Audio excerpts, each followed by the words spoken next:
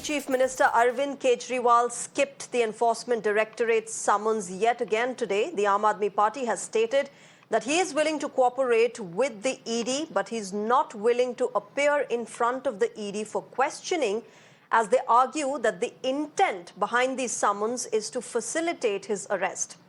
Delhi Minister Saurabh Bhardwaj called it a conspiracy by the centre. The Bharatiya Janata Party, meanwhile, has hit out, saying that Arvind Kejriwal is afraid since he knows he is going to be caught for being the kingpin of the alleged liquor scam. Remember, the Enforcement Directorate had summoned Arvind Kejriwal for the third time today in connection with the liquor policy probe. Kejriwal had skipped ED's earlier summons as well in November and in December, calling them illegal and politically motivated. Kejriwal's right-hand man and former Deputy Chief Minister Manish Sisodia is already in jail in connection with this case. ED ने या केंद्र सरकार ने ये नहीं बताया कि वे अरविंद केजरीवाल जी को किस हैसियत से बुला रहे हैं। ना वो गवाह हैं, ना वो अभियुक्त हैं।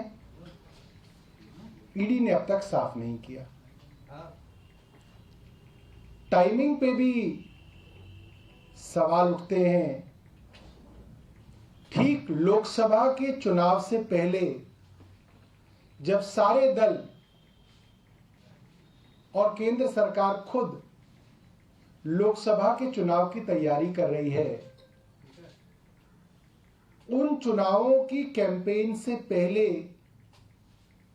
मुख्यमंत्री अरविंद केजरीवाल जी को गिरफ्तार करने की साजिश केंद्र सरकार कर रही है। जब 2 बार समन आया तो अरविंद केजरीवाल जी ने स्पष्ट तौर पर कई सवाल पूछते हुए इन्फोर्समेंट डायरेक्टोरेट को चिट्ठी लिखी, लेकिन तीनों बार चिट्ठी भेजने के बावजूद ईडी ने आज तक अरविंद केजरीवाल जी के सवालों का जवाब नहीं दिया। ईडी के अफसरों को भी पता है कि यह समन इल्लीगल है, कि आज ईडी और सीबीआई मात्र एक राजनीतिक हथियार बन के रह गई है, जिसको विपक्ष के नेताओं पर इस्तेमाल किया जाता है। आज सबसे बड़ी बेईमान पार्टी आम आदमी पार्टी बनी है, जिनके एक नहीं अनेक मंत्री जेल में है, उप मुख्यमंत्री जेल में है।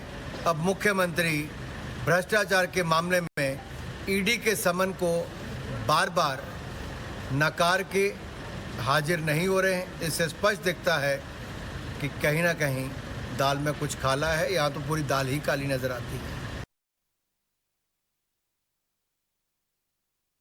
अरविंद केजरीवाल जी ने ईडी के तीसरे सम्मन पर भी पेश होने से इनकार किया। अब फिर वही घिसा पीटा बहाना।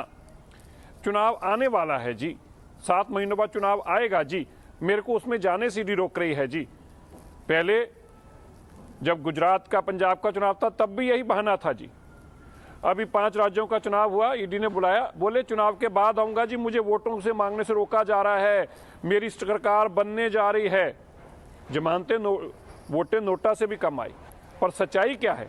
सच्चाई ये है, अरविंद केजरीवाल जी जानते हैं शराब घोटाले में उनके खिलाफ पुख्ता सबूत हैं, और स्पष्ट है अरविंद केजरीवाल जी ने यह पॉलिसी अपने बड़े बड़े दोस्तों को काम देने के लिए बनाई थी और उनसे करोड़ों रुपया लिया है।